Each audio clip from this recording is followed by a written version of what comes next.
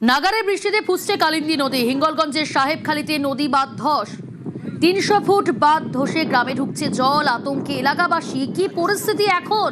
প্রশাসনের তরফ থেকে কি ব্যবস্থা নেওয়া হচ্ছে গ্রামবাসীদের জন্য জানবো। অনুপম রয়েছে আমার সঙ্গে। অনুপম, দেখো প্রিয়াঙ্কা, এই যে হিঙ্গলগঞ্জের সুন্দরবন লাগোয়া যে সাহেবখালীতে কালিন্দী নদীর প্রায় ৩০০ ফুট বাঁধে ধস নেমেছে এবং এই ধস নেমেছে এই বাঁধ যদি অবিলম্বে মেরামত না করা হয় তাহলে কিন্তু বড় সড়ো বিপদের আশঙ্কা থেকেই যাচ্ছে। এবং এই বিষয়ে কিন্তু আমরা হিঙ্গলগঞ্জ যে ব্লক অফিসের যিনি ব্লক আধিকারিক তার সঙ্গে আমরা যখন যোগাযোগ করেছিলাম, তিনি যেটা জানিয়েছেন খুব দ্রুত গতিতেই এই বাঁধ মেরামতের কাজ শুরু হবে আজকে থেকে, এবং যত দ্রুত সম্ভব সেই মেরামতের কাজ সম্পন্ন করা হবে। এবং পাশাপাশি যেসব ডিজাস্টার ম্যানেজমেন্টের লোক মজুত রাখা হয়েছে, যদি বড় কোনো আশঙ্কা হয় বা বড় কোনো বিপদের ঘটনা ঘটে তাহলে অবিলম্বে সরকারের পক্ষ থেকে ব্যবস্থা নেওয়া হবে। বেশ অনুপম।